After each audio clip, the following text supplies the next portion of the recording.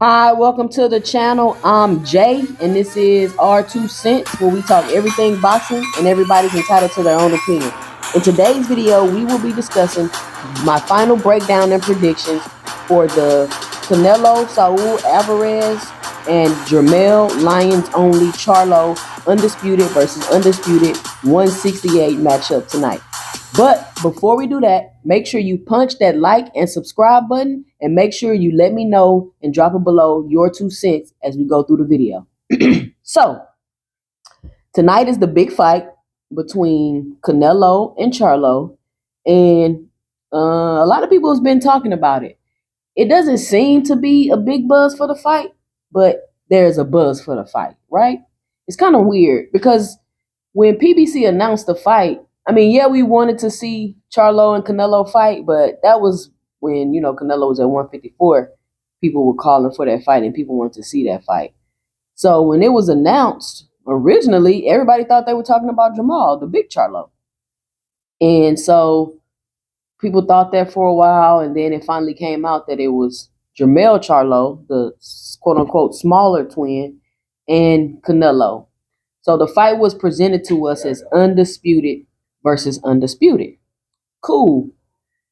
So when I seen that, I was like, man, I didn't even know I wanted to see that fight, right? Not at 168. I wasn't even thinking about the fight. It was the furthest thing away from my mind. So when it was announced, I was like, okay, this is dope. PBC does it again. Basically they came out with a surprise fight. It was like, surprise, here you go, undisputed versus undisputed. Y'all thought it was Jermell. Ha ha, got you. But so who do I think will win this fight? I guess I would go with give y'all my prediction first, and then we're gonna go with the breakdown. Now, keep in mind, this is my 2 cents about what I think and my opinion about the fight. I might be right, I might be wrong. If you disagree, let me know. Drop it below your predictions for the fight and what you think. So, do I think Charlo can beat Canelo? Do I think he have a shot? I do believe that Charlo has a strong chance of winning this fight if, and that's a big if, or is it a big if? I don't know.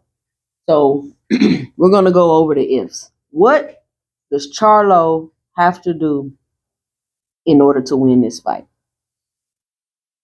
So if you looked at past fighters that Canelo has struggled with and have controversial wins over, they were able to move their feet. They were able to outbox Canelo.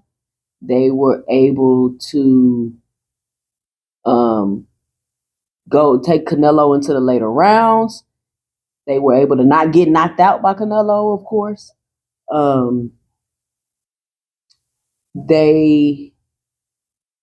They were able to nullify Canelo and the things that he does best. And I always hate to kind of use Mayweather an example for beating Canelo because it's Mayweather won, and Canelo, it was Canelo. I know he had a bunch of fights at that time, but it was earlier in his career.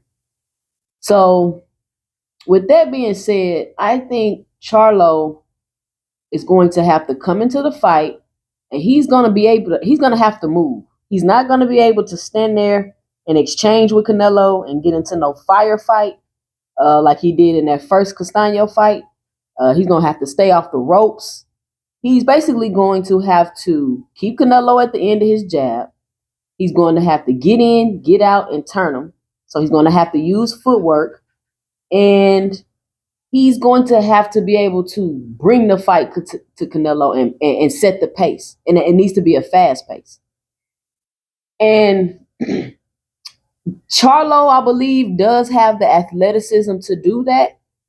But he normally doesn't fight like that.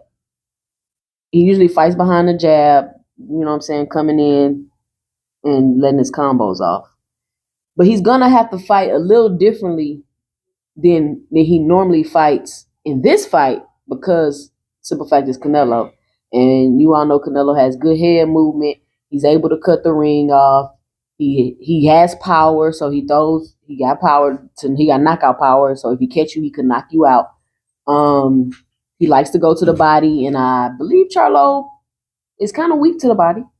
Um, so those are like the things that Charlo needs to stay away from in order to be able to be successful with Canelo. I do think that if Charlo can attack the body, get in, get out without getting hit, if he can stay focused and doesn't lose focus and he listens to his corner, I do believe Charlo has a good chance of winning this fight. Now, I remember I heard Derek James say before the fight that they wanted Charlo to come in at like 162, 163, but at the weigh-in, Charlo came in at 167. He was the same weight as Canelo. And for me, that was a little concerning because let me tell you why it was concerning.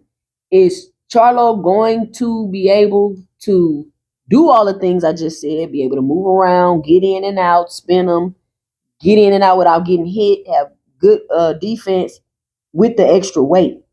What is the extra weight? Like, what role will that play on his conditioning in this fight? Now, a lot of people say Canelo gasses out in rounds 4 or 5. And then I've also heard some people say that Charlo gas out. But to me, Charlo pretty much he has some good stamina. I don't really see I don't recall how many him gassing out too much in fights. But we do know that Canelo gasses out after maybe 4 or 5 rounds. So if Charlo comes in the fight and Canelo B is more reserved those first couple rounds and then Charlo gasses himself out, he's gonna be in trouble. But if he's able to box Canelo in and out, moving, spinning for 4, 5, 6 rounds, and if he's going to Canelo's body and breaking him down, I do believe that he could have success later in the fight, and he could possibly win more rounds and win the fight, or I could see him possibly stopping Canelo. And I'm talking a lot about Charlo because we already know the things Canelo does and brings to the table. We are trying. I'm really discussing how I feel like Charlo can win the fight. Do I think that he can really win the fight by decision? He's going to have to be so excellent in this fight to get a decision. I mean, he's either maybe going to have to knock him down, and even if he do that, he still might not get the decision. I mean, we know how boxing go. So, really, Charlo's best bet at getting a decisive win is stopping Canelo in this fight. Because even if Charlo outboxed Canelo 12 rounds, I feel like it would be a tad bit difficult for him to get the decision. So we do know, like I said, Canelo comes forward, he throws hard punches, he's able to cut the ring off, he has good head movement. And my only thing with Canelo is, well, I think Canelo's had like 70 fights or something like that. One of these fights is going to show.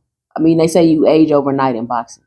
One of these fights Canelo have is going to show, unless he's able to retire before that time comes.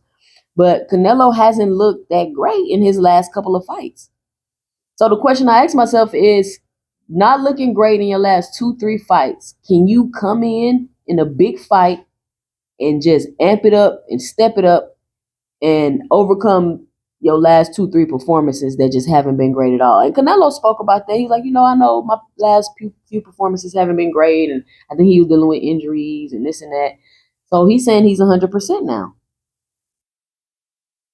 And that's one of the things also that I believe will help Charlo to win this fight. If Canelo comes in the fight and he's just not the same Canelo, he's not as fast. He's not cutting the ring off as good as he used to. You know what I'm saying? Like if Canelo don't show up in this fight, I think he could lose. So it's Canelo's fight to lose. Let me say that. This fight is Canelo's fight to lose. It's Charlo's fight to win. If Charlo come in and do everything he's supposed to do and Canelo does not, I see Canelo losing this fight.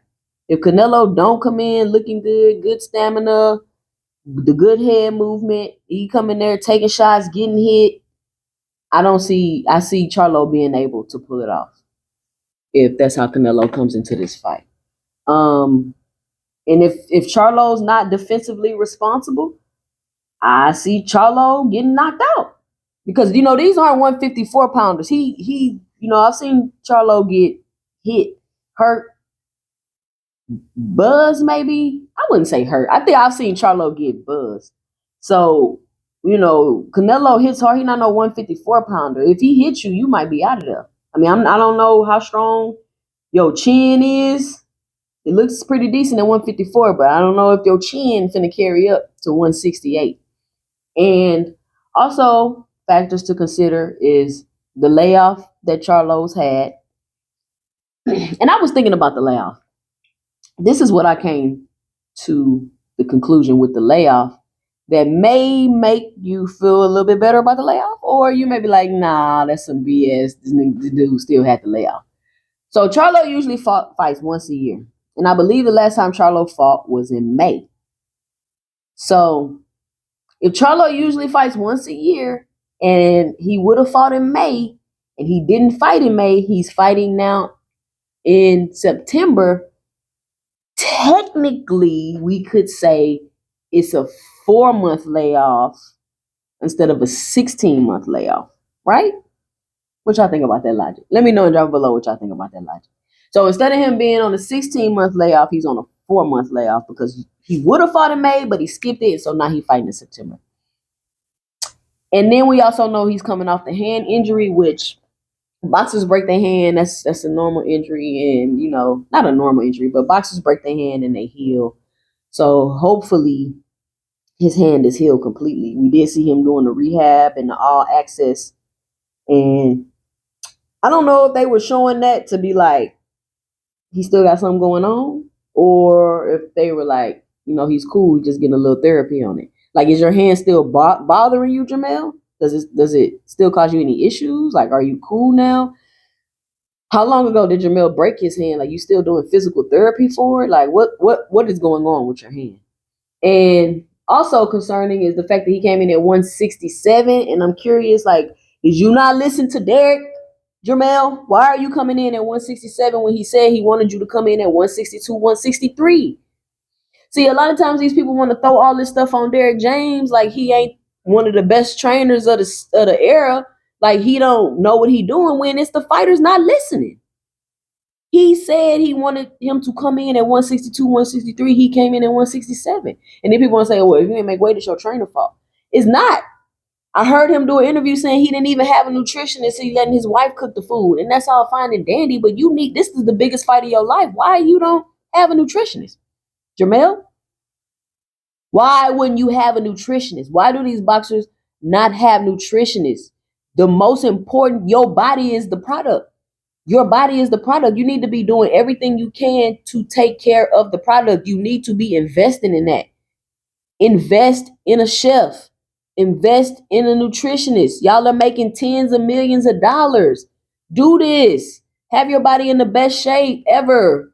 The best food you can put in your body, the best fuel you can put in your body so that you can perform at a top level. I don't understand why they don't get this. Like, you need a nutritionist. You need a chef, especially if you can afford it. The most important thing is the fuel that you put in your body so that you can perform well. You make sure you got all the carbs, the protein. You make sure you're eating all the calories that you need. You make sure you're eating the right amount of fats. You make it all of these things that you need to do. It all connects together. It's like a puzzle. You take one piece out, you're not going to be able to perform at a top level because it's something missing there. I'm not saying your wife can't cook. I'm sure she cooks the best tasting food, but is it the most nutritious food? Is it the right food for your diet? Are you eating the right amount of carbs to be able to go do all these rounds of sparring? It's a science. Your wife just cooking you food. If she don't know the science, then how is that helping? Now, I know Regis Prograis say his wife is a nutritionist and she went and learned all the stuff and do all that and she cooks his food. But she did what she was supposed to do to learn how to do that. You get what I'm saying? She's not just at the crib cooking so you can eat. That's not how that works when you want your body to perform at a top level. And I digress because I've gotten all off task in this video. We're supposed to be talking about the prediction and the breakdown. But I'm just saying, when these boxers say things like that, it kind of plays a part on how I feel about the decision, and because that will affect their performance. And now you see he didn't come in making the weight that Derek James asked for him to make, so he's already starting to fight off before he even get in the ring, not listening. If he does that tonight, it will be consequences. He cannot afford to make mistakes tonight. He cannot afford to get in the place of la la land. He has to be able to stay focused. He cannot make very many mistakes against Canelo. And also the same thing with Canelo.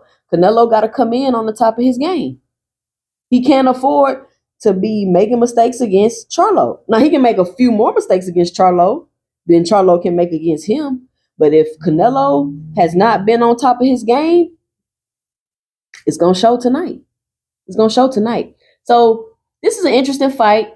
I got Canelo winning by robbery because I'm not sure if Charlo is going to be able to stop him. And if he gets outboxed, I'm not sure if the judges will give him the fight. So let me know what you think about the fight by dropping your 2 cents below in the comment section. Be sure to help to support the channel by punching that like and subscribe button. Follow me on IG at 2 Cents Boxing and follow me on Twitter at 2 Cents 20. I'm Jay, and stay tuned for my 2 cents in the next video. Peace.